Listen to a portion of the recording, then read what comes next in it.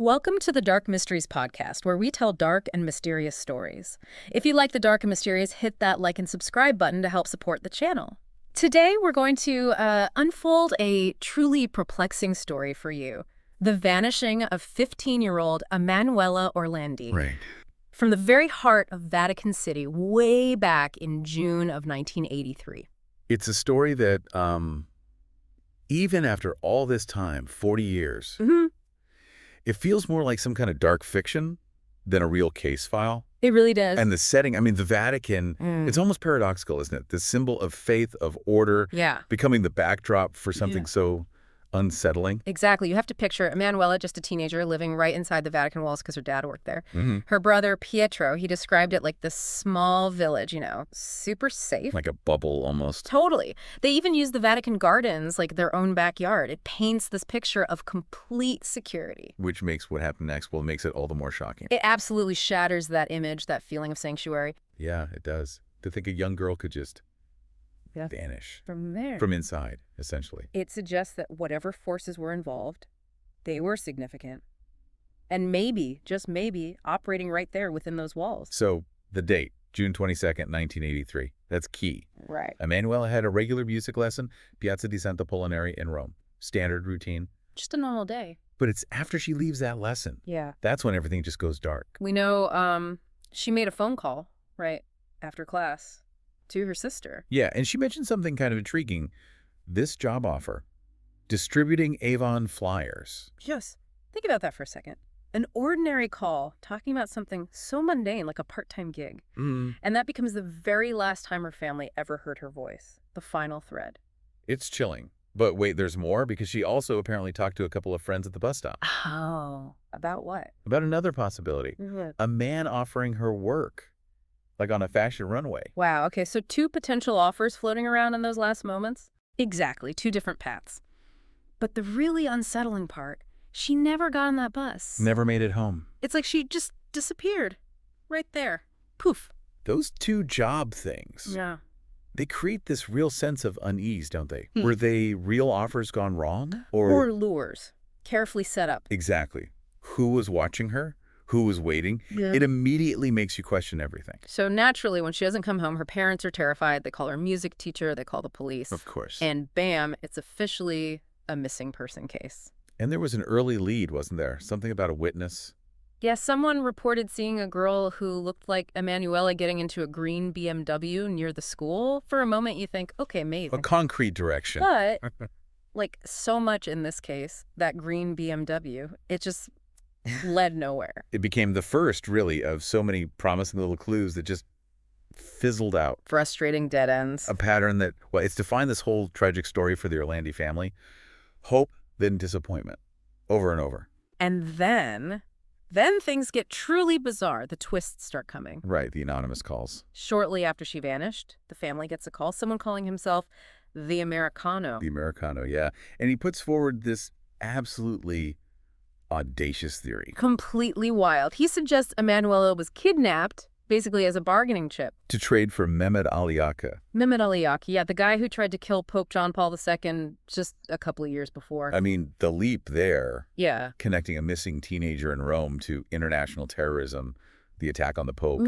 It's huge. It is. And this Americano guy even claims the CIA has documents about it all. Suddenly, it's not just a local missing persons case. It's on this global stage of intrigue and espionage. Almost surreal. It really is. This idea of Emanuela, a 15-year-old girl, being some kind of pawn in this massive international game. But that's not the only dark path this takes, is it? There's the mob angle, too. Ah, yes, the Banda della Magliana. A really powerful crime syndicate in Rome back then. Big time. And the theory there is they might have been involved. Why? What was the alleged motive? Money. An unpaid loan. Supposedly owed by the Vatican to the gang. Okay, so now we're bringing in the criminal underworld Vatican finances. Potential blowback. It suggests the church's financial dealings could have had these unforeseen, tragic consequences. And this theory got even darker, didn't it? With the gang leader's girlfriend. Yeah, Sabrina Minardi. She was Enrico De Pettis' girlfriend. He was the head of the gang. And she claimed. She claimed De Pettis confessed to her that he kidnapped and murdered Emanuela. Imagine the family hearing that. A direct claim linking him to it from someone so close. horrifying. Minardi's testimony, it painted this really chilling picture. Motive, power, money, maybe revenge? But, like everything else, despite how disturbing it sounded, it hasn't led to definitive answers either. Still unproven. Just another significant but ultimately unresolved piece of this massive, awful puzzle. Which brings us to maybe the most unsettling allegations of all, the ones coming from inside the Vatican. Father Gabriele Morth. The Vatican's chief exorcist, appointed by John Paul II himself. Yeah. And his belief, it was something truly sinister. He put forward this horrifying idea Go on. that Emanuela was a victim of a sexual exploitation ring. Involving who? This is the shocking part. He alleged it involved people within the Vatican, local police, even diplomatic staff. Good grief. That just sends shivers down your spine, doesn't it? A network like that operating inside the Vatican. Inside the supposedly sacred walls. People in positions of power, of trust.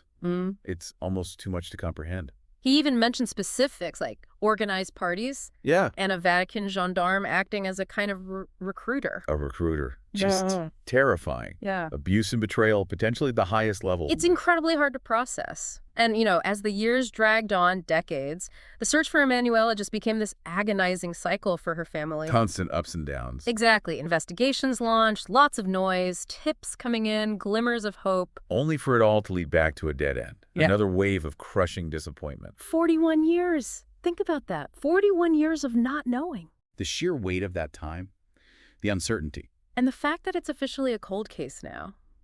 It just speaks volumes about the lack of progress, the almost impenetrable nature of this mystery. And throughout all this, the Vatican itself, they've faced a lot of heat, haven't they? Oh, yeah. Intense scrutiny, criticism. Yeah. Especially from journalists, people following the case. The accusation being obstruction. Essentially, yeah.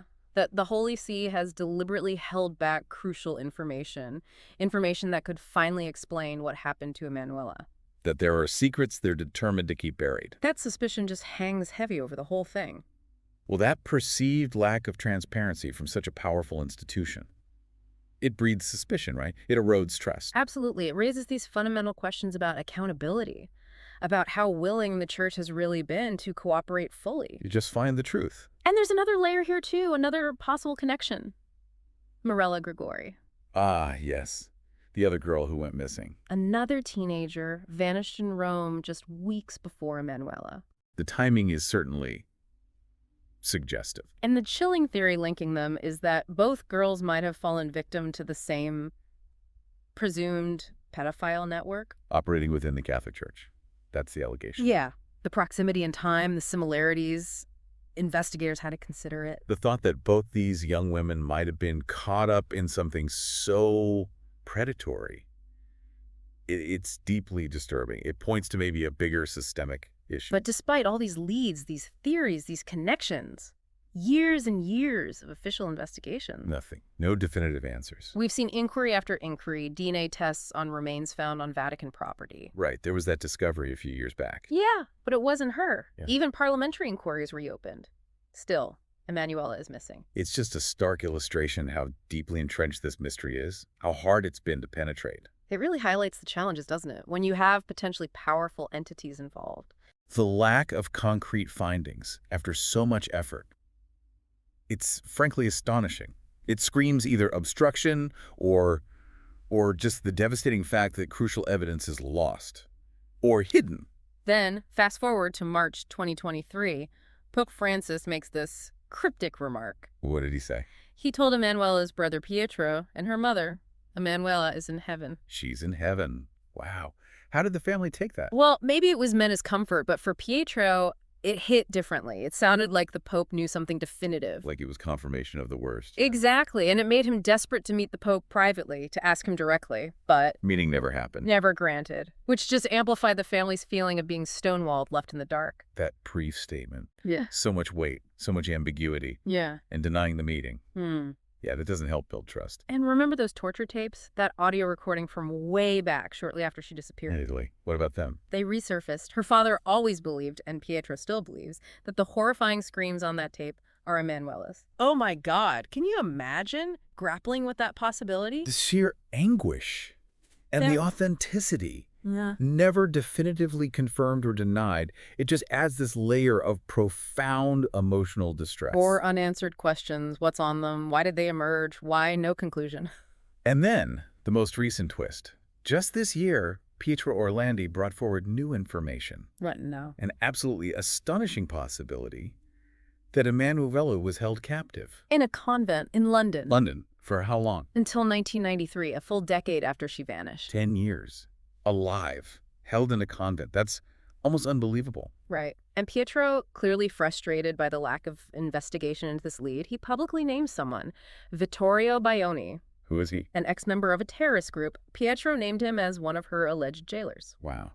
He's really pushing for answers, isn't he? Taking Well, big swings. You can feel his desperation, his profound dissatisfaction with how things have been handled. So this latest theory, if true, it changes everything we thought we knew. Completely. It all just leaves you spinning with these haunting questions, doesn't it? Absolutely. Who really did this? Why so many leads that just evaporate? What secrets are being guarded so fiercely, and why? And the biggest question, maybe, what role did the Vatican, the Church, play?